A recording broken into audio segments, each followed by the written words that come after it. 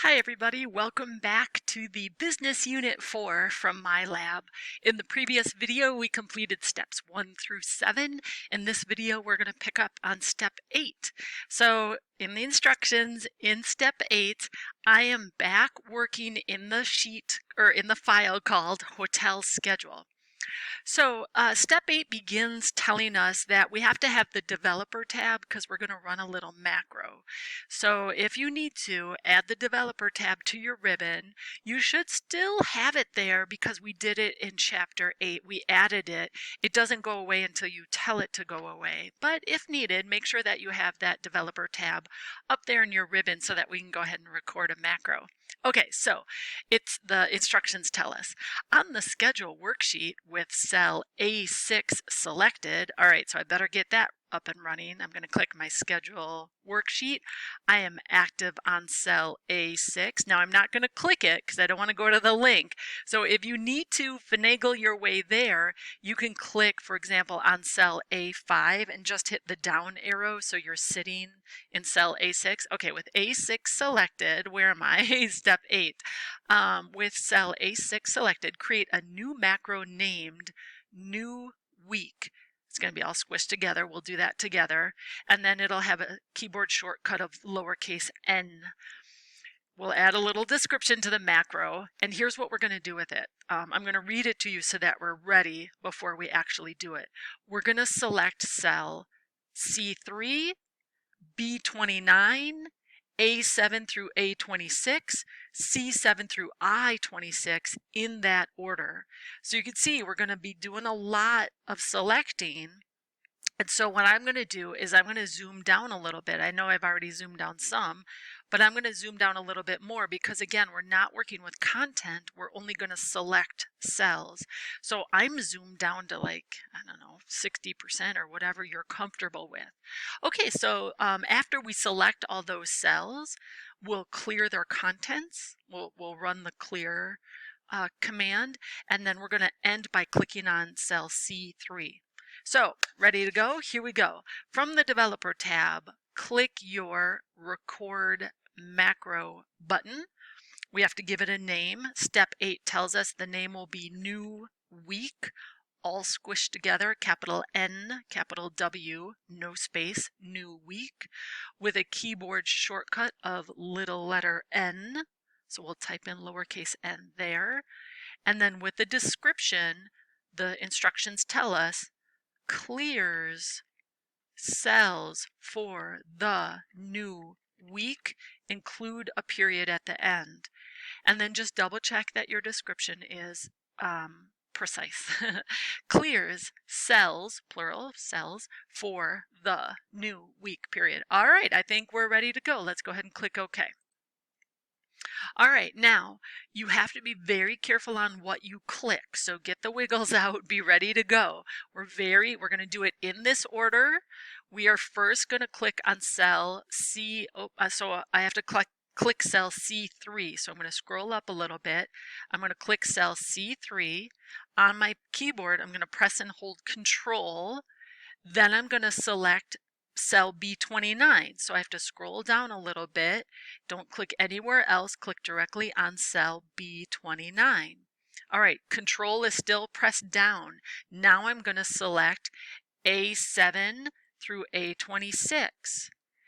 And then I'm going to select C7 through I26.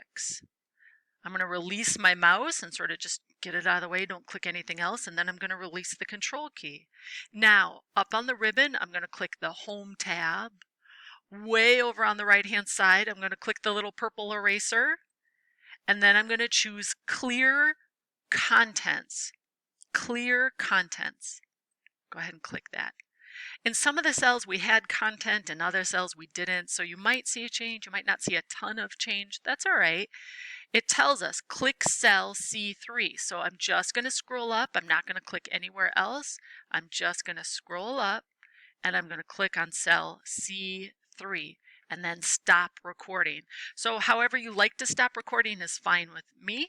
I'm going to go over to the Developer tab and click Stop Recording.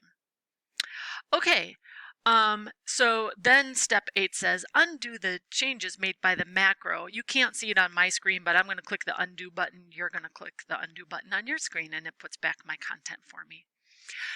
Step 8 continues and tells us display the macro code in the Visual Basic Editor.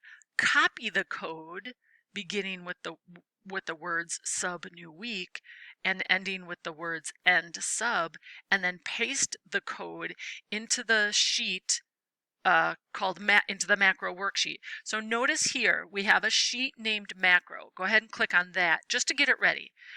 So I'm on the macro worksheet. I'm active in cell A1. I'm ready to go. Now let's go get that code. From the Developer tab on the left-hand side, click your Macros button. There you should only have one, New Week. You can go ahead and click Edit. And that'll open up the Visual Basic. Here's our Visual Basic window. And it tells us take everything from this first phrase, sub new week, all the way through that last phrase, end sub. And then choose copy. So however you want to do that, I'm going to click edit and copy. I'm in fact going to close this window. I don't need it anymore. Here on my macro sheet, cell A1, I'm going to paste it. So from my home tab, I'm going to click right on that paste button. So this is a little bit of a trick. In the end, what we're going to do is we're going to save this as a regular Excel file. We're not going to save it as a macro-enabled file. We're just going to save it as a regular file. Why? Because we've pasted the macro code. So it's going to check it and make sure we did the macro right by looking at the code that we've pasted here. Okay, so step 9 says on the schedule worksheet, let's hop over there. Unlock cells required for data entry, and the cells are C3, A7 through A26, C7 through C26, and B29. Now don't click anything, just notice what you have selected. Oh, this is so helpful. These are all the cells that I have that are active left from when we did the macro. Now if you don't have those active, you can read step 9 and select them all. Okay, what we're going to do is we're going to unlock them. So from the Home tab, way on the right-hand side, we're going to choose Format. Oh, and can I move it out of the way? You're going to click where it says Lock Cell. Remember that by default, it's automatically on. So we're going to click to turn it off, just like a light switch. On, off, on, off. So by default, it's always on. We have now turned it off for these cells that we have selected. Okay, so that's step 9. Unlock the cells and, and then it says hide the grid lines. So let's go to the View menu, find your grid lines, remove the check mark to hide the grid lines. Now some of the cells have borders formatted to them. So, you're hiding the grid lines, but you'll still see some because they applied borders. Step 10 on the schedule worksheet, hide columns K through R. So I'm going to select columns K all the way through column R. I'm going to right click and choose, oh gosh, you can't see it. Actually, I can't see it either. I'm going to right click over here and choose hide. There it is. We're going to hide those columns K through R. Hide the formulas in cells B7 through B26, J7 through J26, and all right, I got to select these. I'm not going to remember all of those. I thought I could read it through first. What does it say? Hide the formulas from B7 through B26. So I'm going to select B7 through B26. There we go. And J7 through J27. Get that little 27 down there. And, oh, even more, C27 through I28. Okay, we're going to go ahead and hide the formulas. And now I have to think. I'm having a brain freeze. Hang on. Oh my gosh, hide the formulas.